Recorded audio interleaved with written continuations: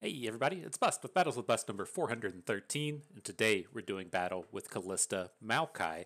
And so we have a bit of story time in terms of how we actually got together Kalista Maokai and started playing this deck. I've been reasonably happy with it, and so it's an interesting story. I think it's worth sharing to kind of show you how some of these deck building adventures can come along. And so, yesterday for me, a couple days ago for you, was the 4th of July, American Independence Day.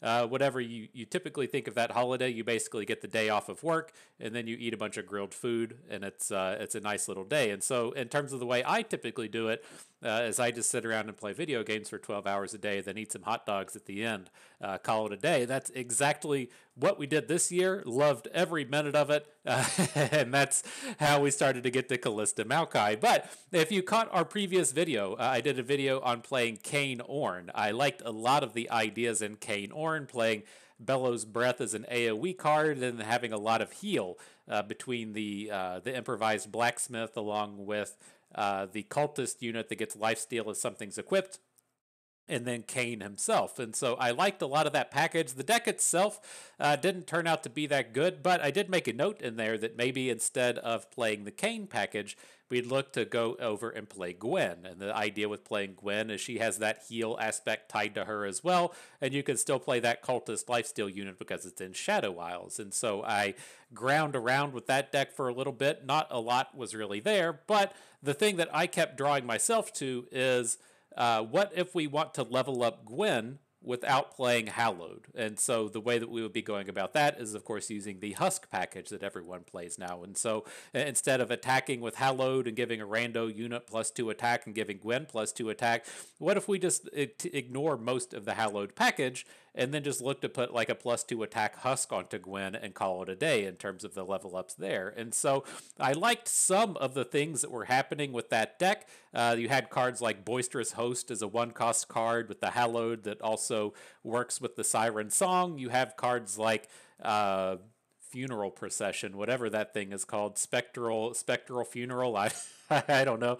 It's the 3-cost thing that puts two of the 2/1 ephemeral Hallowed guys on the board, also 1-cost units, so they get the bonus from Siren Song. And so it's like, as I kind of started evolving into that space, we just started completely moving away from the Hallowed package and thinking that just the Sentinels were just enough. But another thing that I managed to do yesterday on the holiday was play a bunch of Lucian Evelyn, and that was the place where I kind of got the remembrance of how some of these effects work with the Husk, in terms of if you have Husks on board and you play Lucian, that counts towards his level up ability. And so as we swing back to the space that we're in now, knowing that you can kill off your own Husks to give some of your see a unit die things bonuses, that means that we can play Kalista, have her level up off of the Husks, and then this was kind of a classic thing with the Barkbeast, as to where Barkbeast used to be able to eat a Husk and he would be a 3/4 for 1 mana.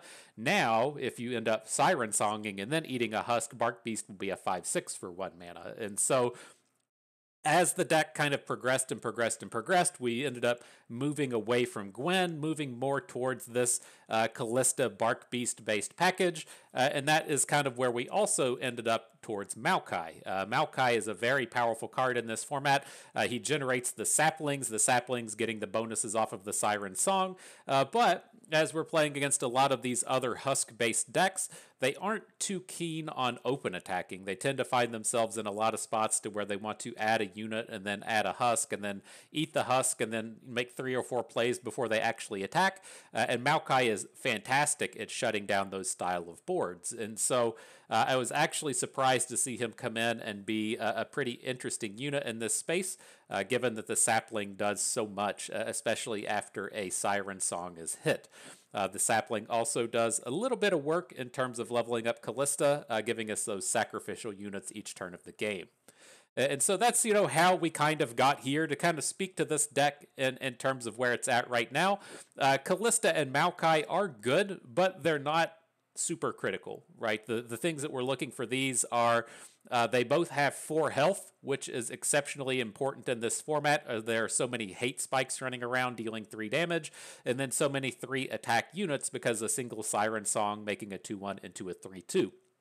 And so having these 4 health units on board, or even a Barkbeast as a 4 health unit if we haven't managed to Siren Song, is quite good and quite strong, given the just sheer amount of 3 damage coming at you in the format. It gives you a little bit of grind against what the opponents are bringing at you. After that, it feels very much like the Siren Song decks we've been seeing here as late. We aren't topping off with Zolani because we aren't playing the Mount Targon, but we have a nice collection of 1 cost units between the Barkbeast, the Boisterous Host, the Burgeoning Sentinels, and then a single copy of Fereth. We have the Fizz as a smaller copy up here as well, since drawing 2 and 3 copies of Maokai does not feel particularly good. Over in the spell space, you have the regular suspects in the Eye of Nagakaboros, the Siren Song, and the Hate Spike. Then the kind of variety that we have left, we have 2 copies of Blood in the Water. Rallies are exceptionally powerful in these decks, especially as we can sometimes get these attacks in with the fearsomes like Kalista, getting a bit of a double evasive attack in the same turn. And then we've picked up 3 separate removal spells with the Quietus and the Shadow Isles Tellstone. The reasoning for this mix is I'm kind of happy having the 6 removal spells between the Quietus, the Tellstones, and the Hate Spikes. It's nice to have some kind of way to level up the Burgeoning Sentinel if this gets to be a 4-4 or just like a 6-7 or whatever. If it's eaten a husk, it's a very reasonably statted play that also has fearsome. But the main reason for the inclusion of Quietus is going to be Nora. I don't know what the deal is with the Nora decks these days. The people playing control decks that are trying to beat the Evelyn decks are basically all playing Nora, and so we're having Quietus as a 1-mana way to come in and take that Nora off of the board. The last thing I'll say about this deck before we dive into battle, I don't know if I'm really doing the public a disservice by not playing Evelyn Targon. I haven't had much desire to play it. I don't like sitting around just playing a bunch of mirror matches all day, especially in a mirror match that's heavily revolved around Siren Song. And as we're coming up on a few best of 3 events, my idea and intent is just to ban the Evelyn deck. And so we are going to have to run across it on the ladder. Our deck is not well tuned to beat Evelyn. Evelyn does a lot of the same stuff that we're doing, just a lot better. And then they still have the top end like Zolani. And so we're probably cruising at around like a 30% win rate against the Evelyn deck. That's just the way it is. You know, if you're looking at this as being a ladder grinder, it's fine.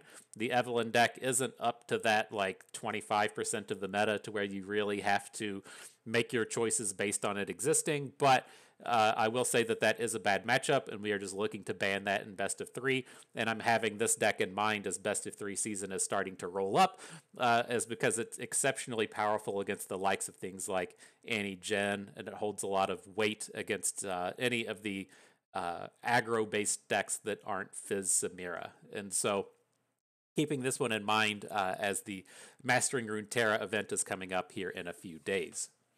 And so that's the deck. That's what we'll be doing battle with. But you know what we're going to do before the battles begin. We got to go and turn something premium.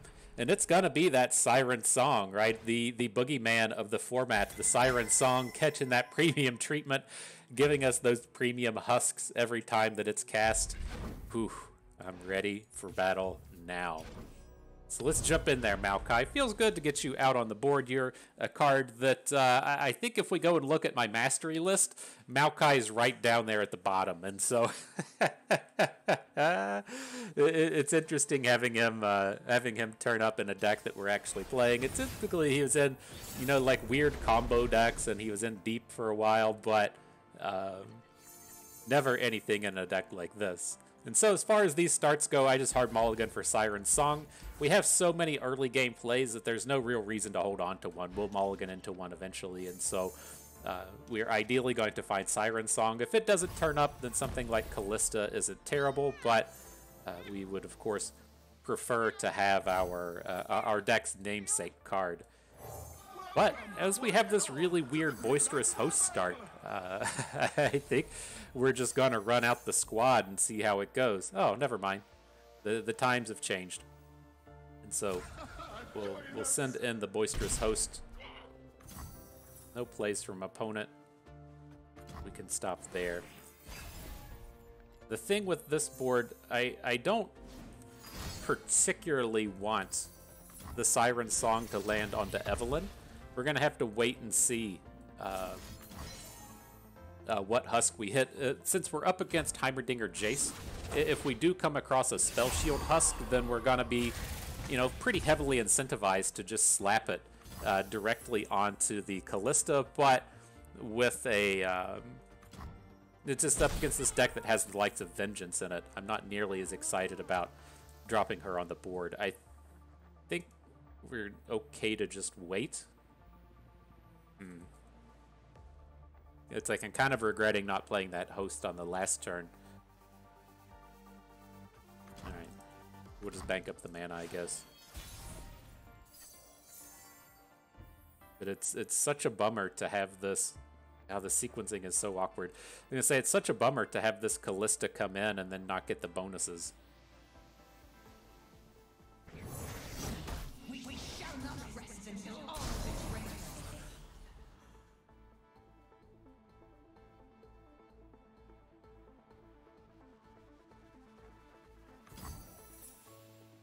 But at the end of the day, we shouldn't... I don't know, maybe... Maybe I'm not giving Heimerdinger Jayce enough credit, but I don't think we should have to worry about it completely dragging us down. Come in. Now's not a good time. Did this completely backwards. I thought we had a point of Hallowed, and we don't.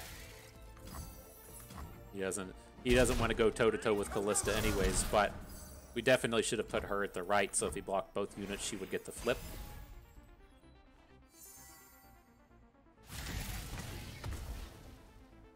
So can we fall to 8? It's a little worrisome. The thing, like, he has Jayce on board already, and so if you have Jayce, that lets you be in a spot to where you can do the double shock blast +1 mystic shot to get the game ender. I think we're just kind of stuck blocking here. I'm not really excited about it, especially in the sense that we're losing out on our black spear now. I was really wanting to black spear off Jayce. He just didn't have any blockers to throw in front of him.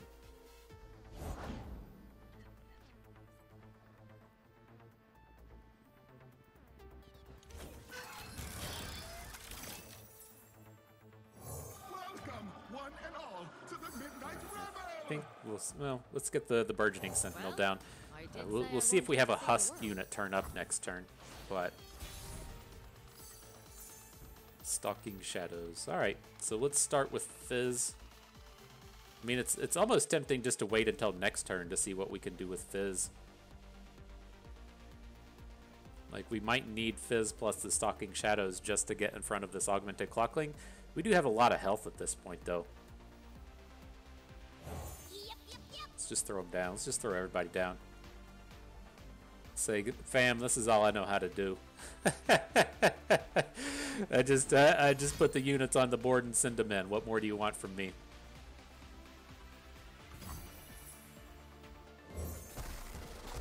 Units on the board, send them right in. I don't know, man. That's all Bust knows how to do. Tomorrow has never looked so good. All right, Jayce takes the flip. We're not going to be able to take him down with anything on board. We're just going to have to swing in with the squad, hope things go well. Who do we want out of here? Probably Steam. We're going to need to just start spending the mana at this point.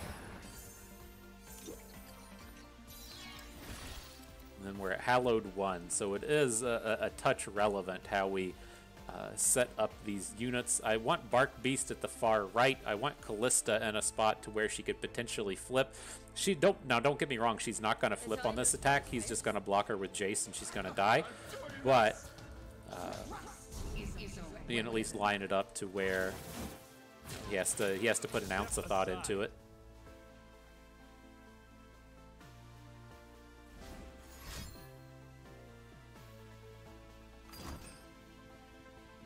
Okay. Ooh, that's so dangerous. If you have a hate spike, this game is just done. Dropping the Undergrowth onto Fizz. Like, he's not even a super strong unit at this point.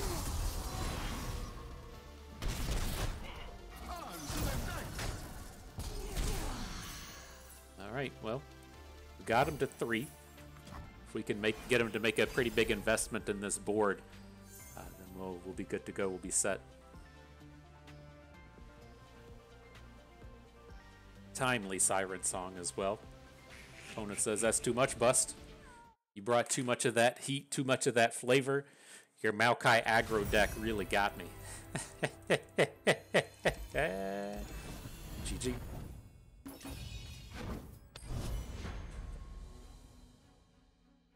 Maokai aggro, that's what all the kids are calling it these days. Whew. Good stuff.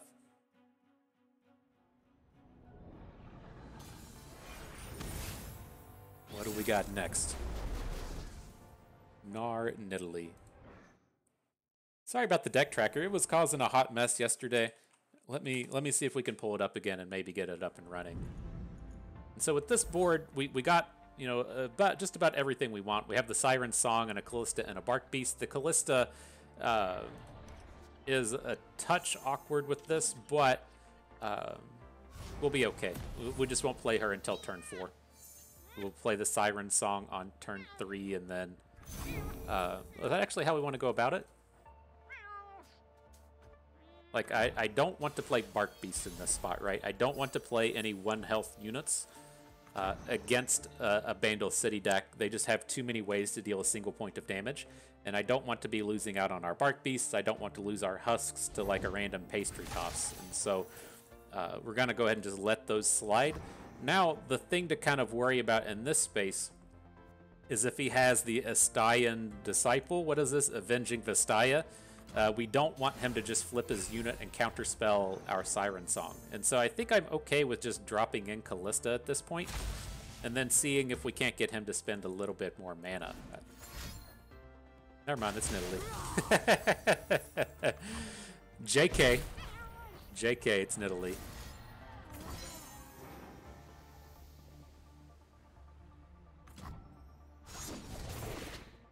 So I'm thinking now...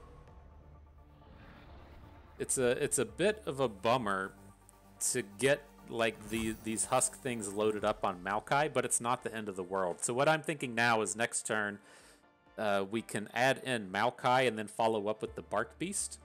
The Barkbeast is going to be small mode for a minute, but he's going to be able to grow in combat as oh shit, I messed that mana up. I thought we had 5 mana this turn. It's still okay with the Maokai, but the idea was to get the Barkbeast going this round.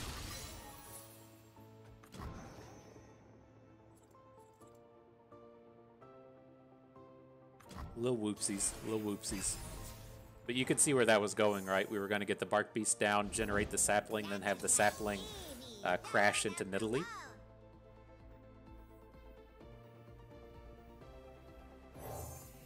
We'll get this a little cleaner now. We'll pick up the extra blocker and the sapling. I don't really care if Kalista dies this turn, but I would prefer to keep Maokai around.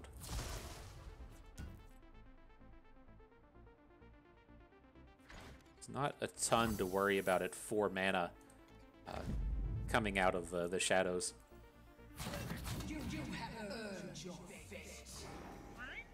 Okay, any spell is fine. Works for me. Rip Kalista, you fought hard.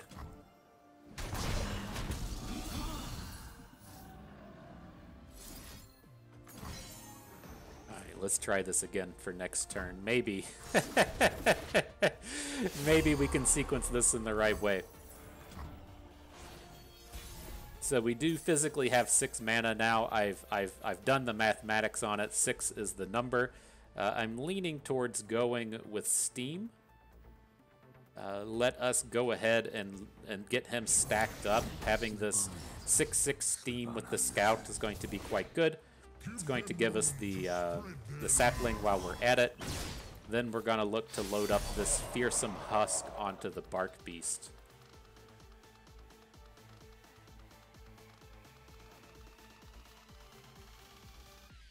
That can wait a moment. Such a mighty rock. So we did just play that random +2/+1. I'm not certain how much we have to actually worry about that being a thing, but I definitely want to be getting 2 attacks out of Steam. And so let's go ahead and do this. Let's go ahead and drop in the Barkbeast and start planting these vulnerables just in case something goes wrong.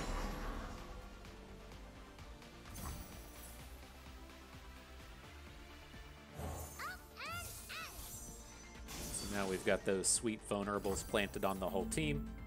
Gonna bring in the Paka Cub first. I don't think there's a ton of things that would get him out of this without playing 2 cards, and if we get like 3 cards out of Steam here, then great. But I think that one should be safe. Nidalee is really close to flipping. This is going to be the next one I'm kind of interested in watching. The thing, I think we want to be sending 5 damage into Nidalee, and so we can just give up on Steam at this point if we want. So I think I'm looking to send him in like this. We need to send the sapling into something. Kind of leaning on just sending Maokai into the Gnar. This should again be a very tough spot to actually come in and take him down, and then we just get to blast for 11. We have a ton of refill next turn anyway, so it's not like we're in a super dangerous spot here. So he's got the poacher thing to take down our sapling. Okay, that's fine. Still get the kill onto Nidalee, even if he has a... There's no... I guess there could be a 1-mana combat trick. I think the shaped stone is still in the format. I don't quite remember, but... Opponent says, that's too much bust. You boomed me too hard. GG. Alright, well, I pulled up the tracker. It's still saying this tracker service error. Maybe if I restart the game, we'll give that a try and then we'll jump into the next one. Alright, well, I don't think we're going to have the tracker. It's unfortunate in the sense that I know they're putting in a lot of work and it's going to have like monetary costs to it. I'm not certain how the LOR master people are actually like funding what they do. I don't know if one of the tracking sites gives them money to manage and maintain it, or what's happening there, but I know that it's a costly endeavor, especially as you're looking to track everything, and not necessarily just the people playing up in Masters. And so I don't know. I don't have the answers to their problems, but it's something that I can't imagine actually being monetized unless somebody else is paying for it. And so then when you have to start paying money for it, it's a bit of a bummer.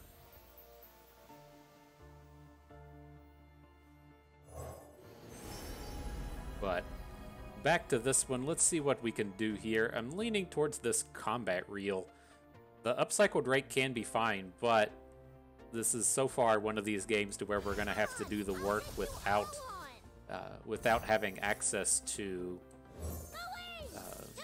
our Siren song. And so if we can amp up a little bit of mana, we can actually look to dig next turn the Eye of Nagakaboros and see if something turns up. If nothing turns up, we do still have Steam out here to potentially do a bit of work. So we're up against Nasus. This should be the Vaults of Helia deck. We'll see if that's what opponent's going to start dropping on us, but pretty certain that's what they're trying to get done here.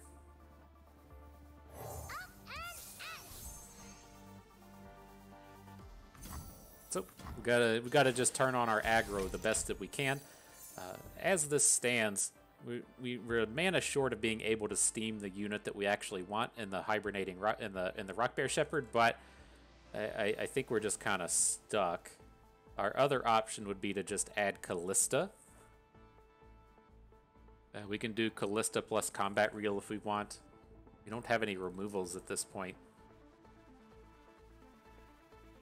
But just getting wider than the opponent is certainly what we need to be doing. Let's do this. Let's start off with Kalista. I might change my mind and switch over to Boisterous Host, just to have the additional unit on board. I've got gravel cakes and flag fruit. Can't do anything about these.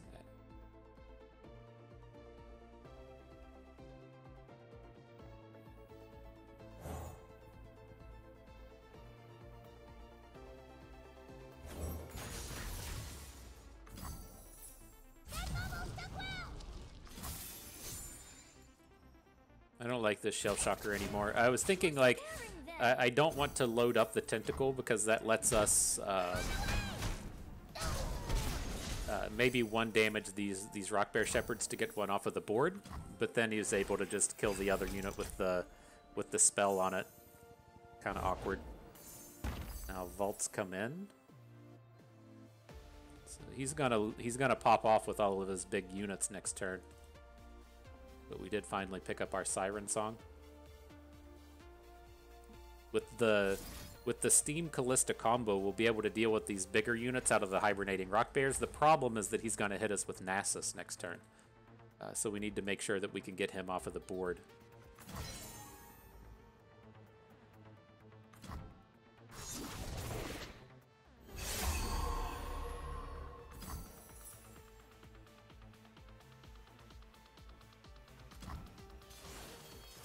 Friends do make chores easier. Okay.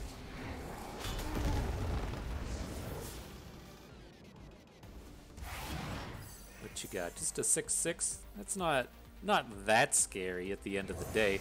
Slip on in, slip on under.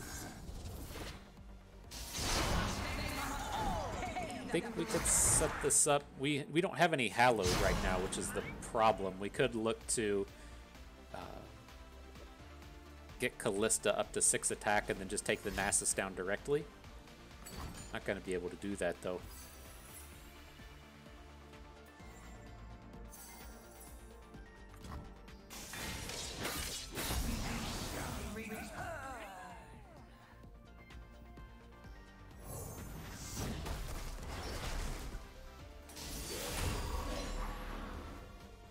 Well, we can still make the most of this. We can get a lot of these units cleared out off the board.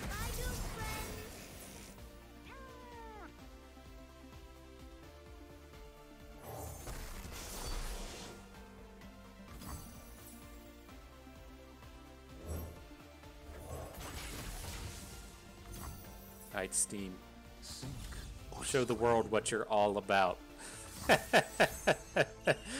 Out here brawling with the big dog, taking him down at the end of the day. I appreciate your efforts there.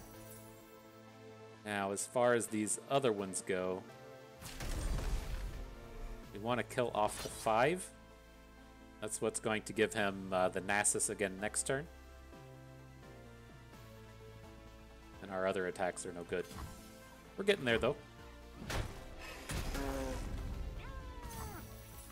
And where I'm hoping that we're able to kind of get them good is going to be the surprise rally with this Blood in the Water. If we're able to just generate enough width, we can take it down that way. Interesting with Maokai.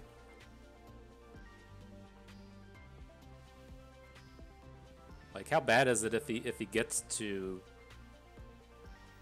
Can a spirit fight to the death? hang on to the Thinking out Maokai, loud, Sue. get his Nasus back?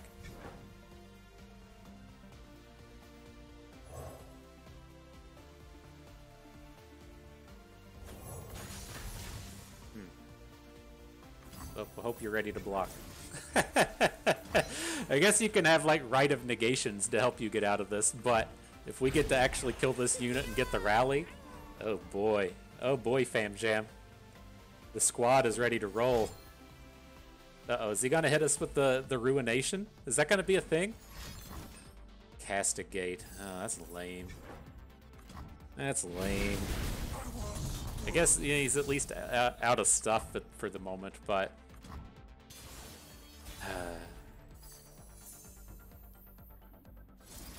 lame. I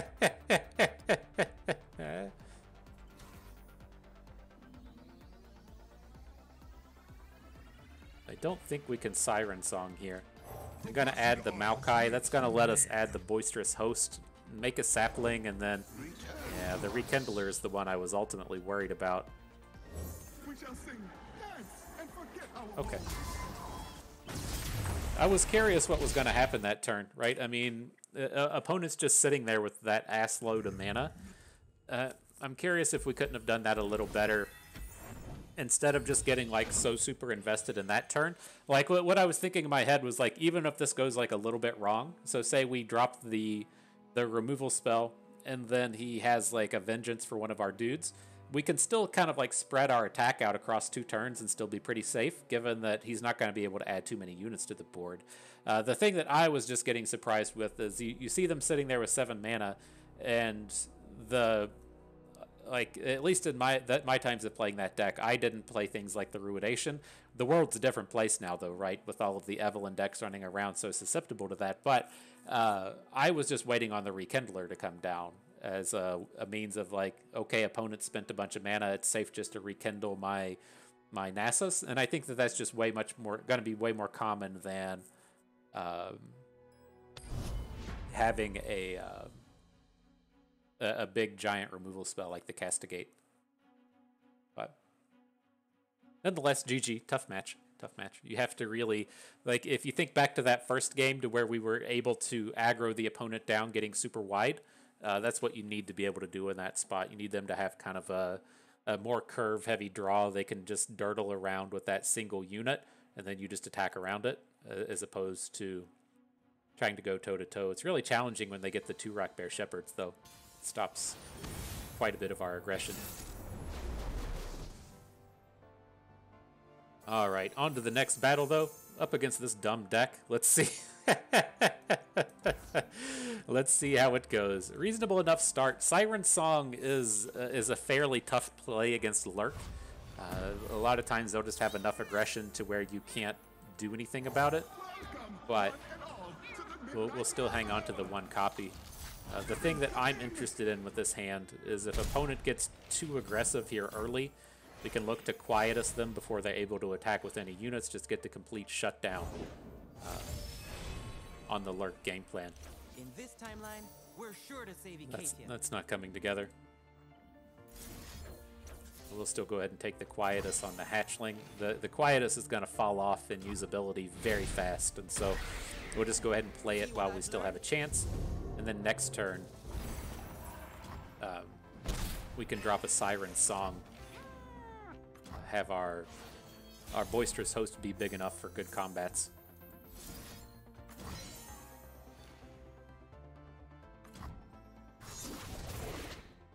You can make the big boy, though. That Barkbeast can roll on in and say, "What up?" I'm ready to party. That attack's no good. You can just block with the 2/3 and leave the Xerxes collar hanging out and about.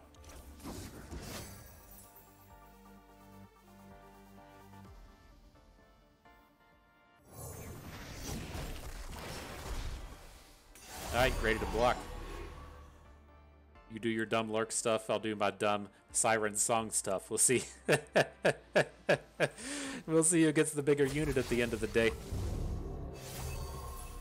Interesting. Well, I guess he knew he didn't have Rek'Sai on top. That was going to be the big problematic unit if Rek'Sai was here to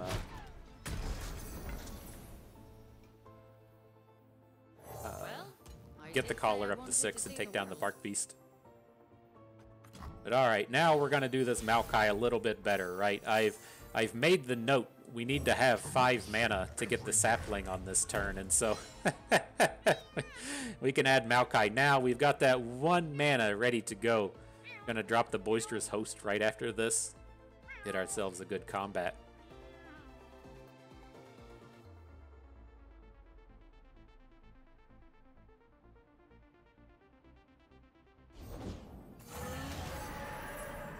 We shall sing, dance, and forget our woes.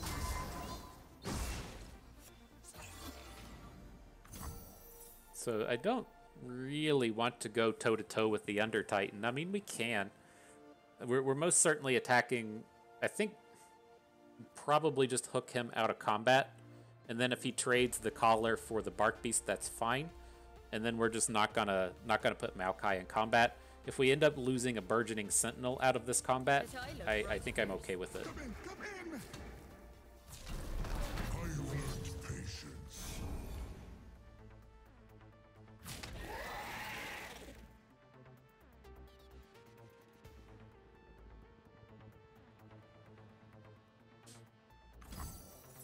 Okay.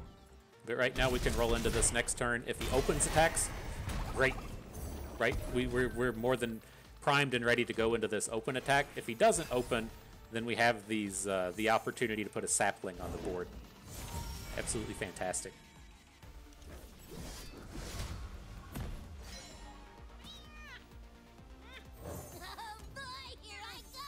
So Fizz should be safe enough. If Fizz gets killed here, I don't care. That's fine.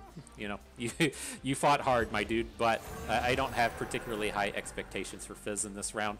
Now with this, the Under Titan shouldn't be able to get up to 8 attack. We could look to go ahead and hate spike one of these smaller ones, but I think we're safe. They should only be getting up to 7 at best, right?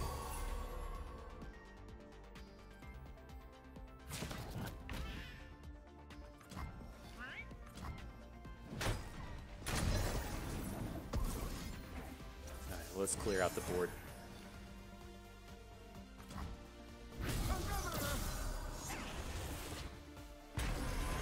An elusive.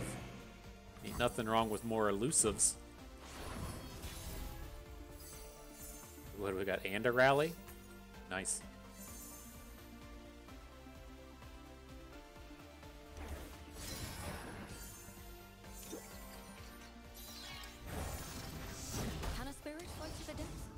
Alright, so we'll add in the Burgeoning Sentinel, pick up the elusive. This all works out, right? The husk will go away, the sapling will come in. Now we're ready for combat. Got the blood in the water, just in case something goes wrong. I don't think it's going wrong from here. I think it's going very right. I think it's going very right.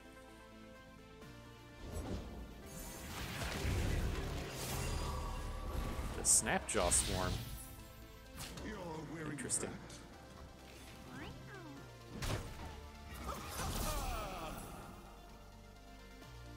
Well, I did say I wanted to see the world. We should maybe hold on to this Burgeoning Sentinel. I kind of have this envisioning to where we might get to actually use it, right? Get that bonus stat on it. So we'll wait before we slam in with it.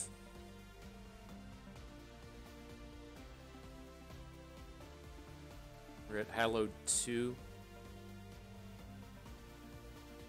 Tide's coming in. Ha ha. Oh, come on, come on.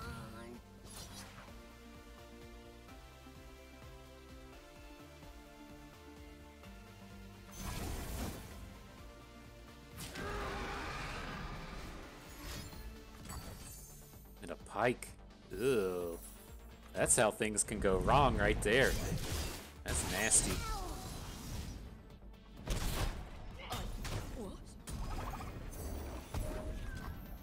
So how screwed are we in this one, right?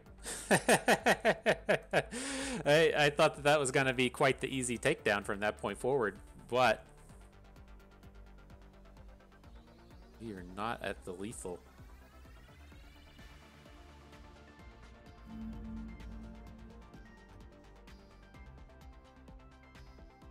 That's brutal. I didn't anticipate the pike coming in.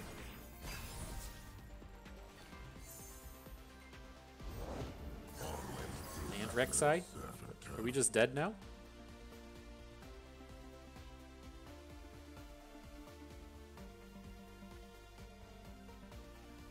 Because we need to... Well, it has to start here.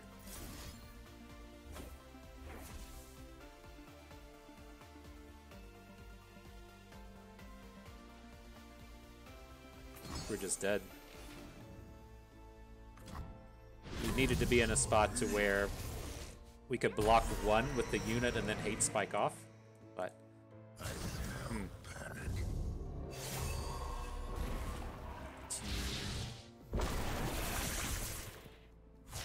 okay. Huh. I didn't anticipate the removal spell coming in on our unit. Like I think what we should have done there is we should have hallowed onto the sapling, right? The space that we were in was to where if we're getting 2 attacks in with our elusives, then we're still just going to be at lethal, right? Opponent was at 10. We had a 2-3 power elusives, something along those lines. And so if we attack for 6, that's going to be enough. But that also leaves us in a spot to where if we're planning on making the rally, we attack for the 6 and then take opponent down to 4. And then even with opponent at 4, if they have a way to kill one of our elusives off, we can still hit in with the other one. But we could have used our... I think we were... I don't remember if we were at Hallowed 2 or Hallowed 3. And I think we might have been able to use our Hallowed to... we might have been able to use our Hallowed as a way to take down one of his bigger units. I don't think we were at Hallowed 3. That's what we needed for the little sapling to get up to 6 to take down the Under Titan. And then we could have just ignored the Rek'Sai to a degree. That's probably where we should have taken it, is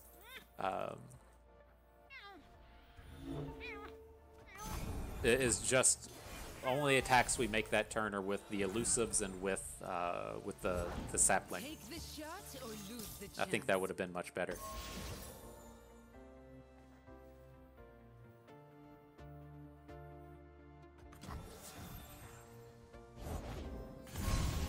And a darkened ballista.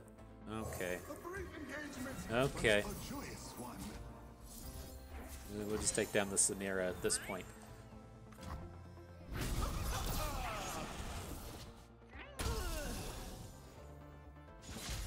The Samira worries me. She's able to come in and just like have free will to attack down your husks. And I don't want that to be a thing. And so she was a reasonable takedown. We'll see what happens now in the sense that we have a very awkward draw with all of these steams. We don't have the one to make our delightful Maokai play.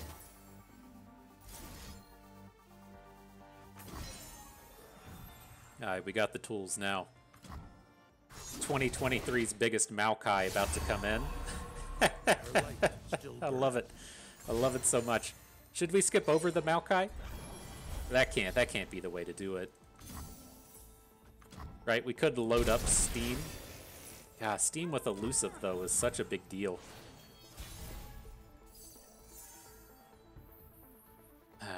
Fine. Fine game. Let's not have any fun.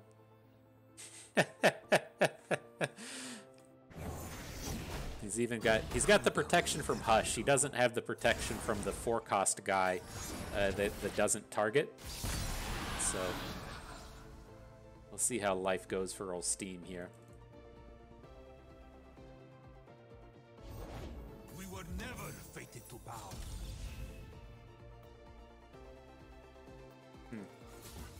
He's so low on mana at this point. Sink or scream. Right. Let's send it. Oh. You know what's on top. It's blood in the water.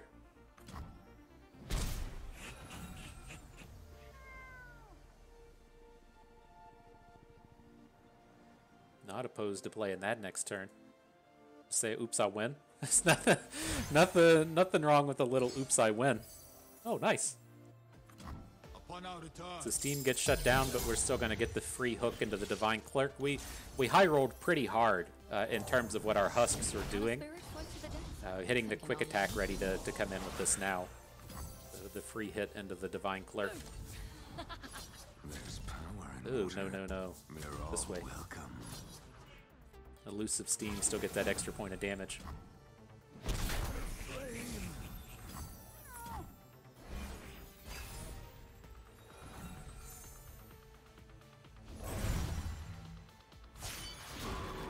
Alright, Pantheon getting flippy though. Let's see how nasty this gets. We hit a little bit of RNGesus. Let's see if opponent does the same. He did hit lifesteal. That's the problem one.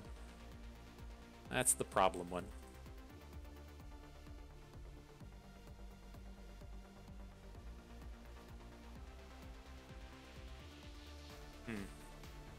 So it's like I think now, what are the chances? I think we probably just want to deal the damage to face. The important thing that we already have right now is that Pantheon already has vulnerable on him. man, as soon as he makes this attack, we're just gonna get domed.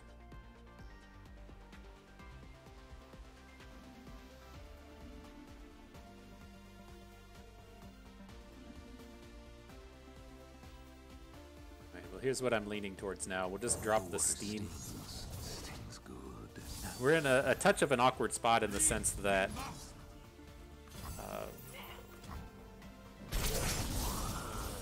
oh shit, he had quick attack. I missed that. I'm gonna say we're in this awkward spot to where I thought that his Pantheon was only gonna have 1 health, and then we can try and blood in the water the Pantheon, but if he still has a point of health left, then it starts to fall apart. But, I mean, do we just have to be all in on him at this point? We can drop the blood on the water on Pantheon, hit with Steam, and then hit with the Sentinel. Like, if we get him off the board, is the game over at that point? It might be. It might be. Let's give it a shot.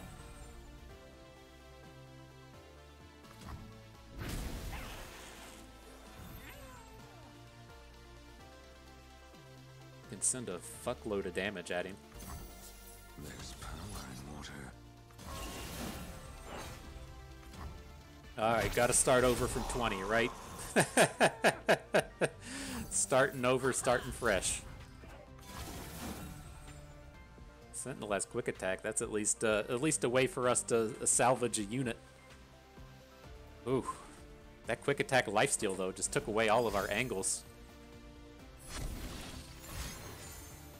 Oh, he wasn't even fated yet for the turn? That's fucking savage. That's savage.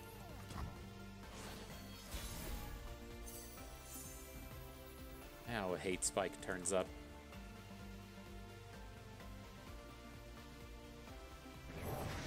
The Isles will bloom again.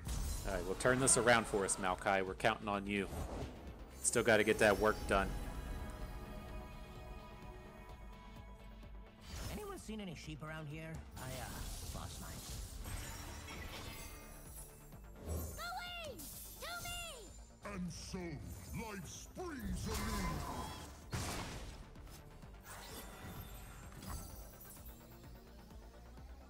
Life feeds on death.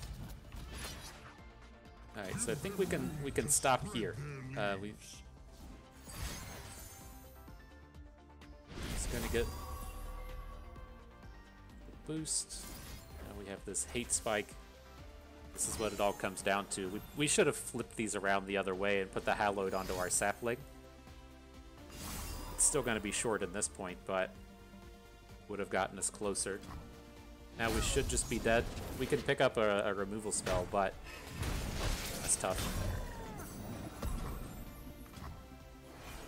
I don't know. I mean, that's a tough spot. Like, it's one of those things to where we could have played the second Steam, and having Steam on board gives us the opportunity to make more, make a second scout attack into the Pantheon. Like, I felt pretty good about him not having one of the strike cards. I feel like if he had the strike card, he would have just already played it. At least the ferocious strike, the one that doesn't deal damage back to him. And I think that if we're in this under the mindset that if this Pantheon's dead, we just never lose the game, then we need to do everything that we can do to take this Pantheon off of the board. And the Maokai is more of a value play, right? He doesn't do enough in terms of getting that Pantheon removed, since we only get the one shot. And so if opponent would have had, if opponent would have had multiple combat tricks there, they would have been able to survive the Pantheon anyways. And so I think that's the way we should have gone after it, is just look to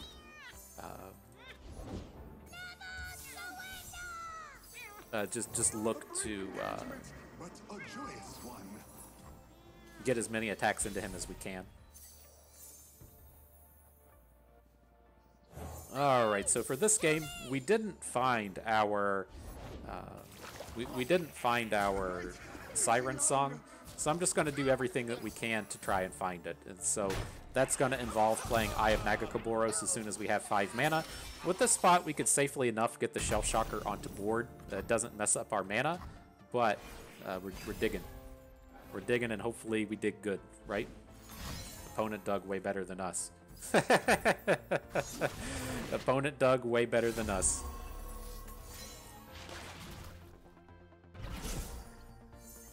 Nope and nope. That's a bummer. There it is. A little late to the party, but it has at least arrived.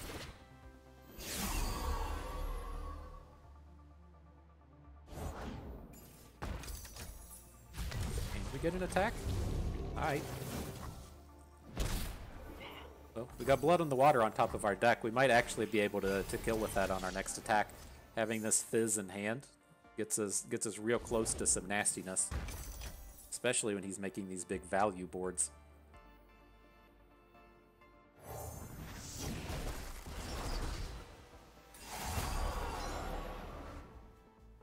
It's a big boy number 1.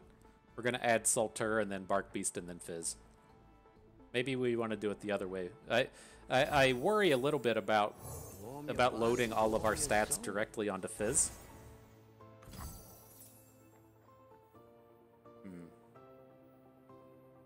Now that we've picked up a spell shield, though, I don't worry as much. Like, right, if he has a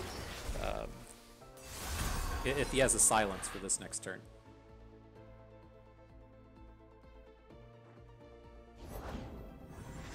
We tend the fire and hope for a return. Let me at 'em. Alright, Divine Clerk's about to get big. Can't do anything about that.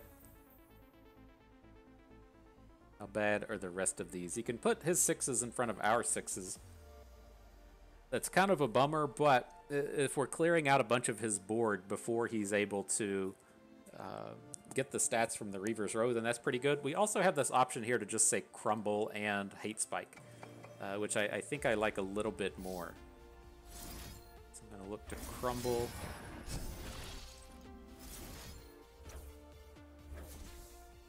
Send Sultur into the Divine Clerk. Oh shit, we don't have Hate Spike mana for this other guy, but I think that's still okay. We got rid of the important unit, and now if he wants to lose something in front of one of these other ones, that's okay. I've got the reins.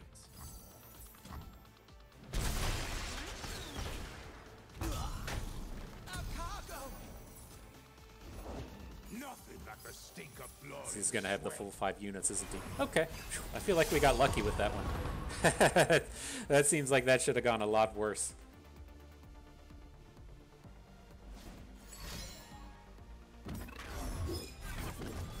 A piercing bolt.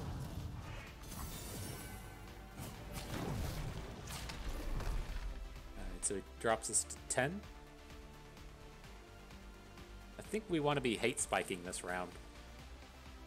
So let's do this. Let's move the block over 1. Send the hate spike onto the plunder portal. I just want to make sure we get this husk, right?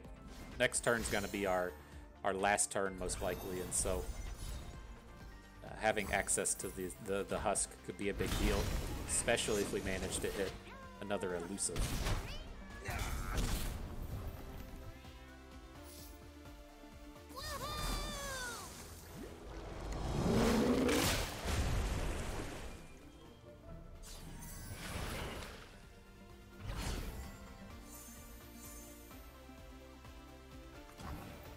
Alright, well, you can't, the problem here is you just can't cast Quietus, right? Even if we want to just get that mana, we can't do it. So I think we have the Siren Song. Now, the thing that we do have is that 1 point of Hallowed. And so as it stands, Fizz could come in for a kill, but again, playing against this Targon version of the deck, I don't really want to. I don't want to fall prey to just a silence completely ending our game.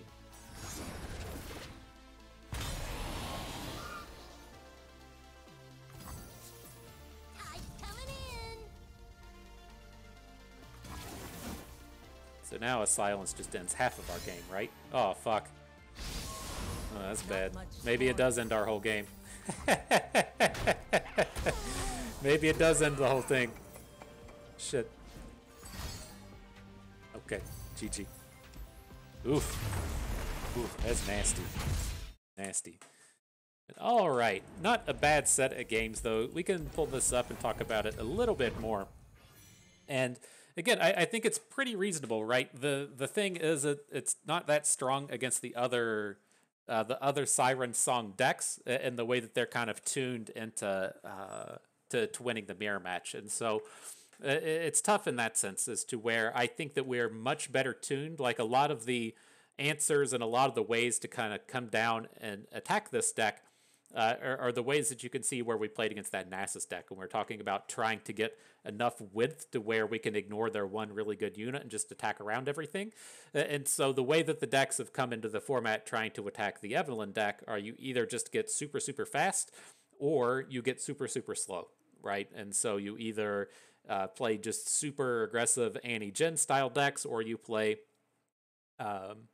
very slow decks that are just basically 30 removal spells in a 40 card deck. And at that point, like, I feel like this deck is much better tuned to deal with either of those, but it does run into a problem space of those other Siren Songs decks still just being out there and alive. And so we're just going to be taking kind of a roll of a dice as this kind of best of 3 event turns up. I think I'm still reasonably happy to play this deck. It's like some of these spots were odd as to where we need a spell to kind of protect our Fizz, but all of our spells are kind of slow, but we're only playing 1 copy of Fizz, and so it takes a little bit of give and take there in that sense. But I think there's 2 things I'm curious that will run about as the Mastering Runeterra event comes up.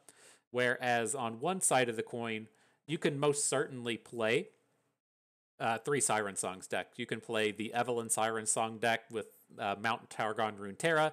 You can play the Fizz deck like we just played there where it's Fizz Mount Targon, and then you can also play Aatrox. And so you can play Aatrox Bilgewater, and that's the last way to both have a Siren Song deck and also have Zolani in it. And so the Evelyn Mount Targon gives you access to the Siren Song through Evelyn and the Husk, and then the other 2 decks are playing Bilgewater. So you can most certainly play 3 copies of it.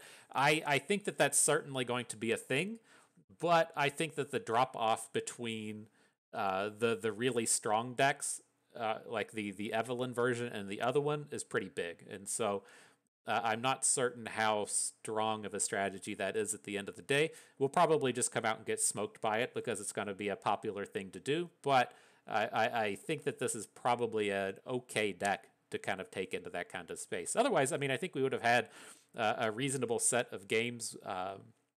The Pantheon game was certainly winnable. A lot of these other games were certainly winnable. I just need to get a few more reps under the belt with this deck. Otherwise, I feel pretty decent about what's happening with it and the things going on there. And so, good stuff. I had fun with that. I hope you did too, because that's going to do it for us today. And so I hope everyone enjoyed the video. Hope you maybe learned a thing or 2 along the way, and you had a good time watching. So this is Bust, and we thank you for being here.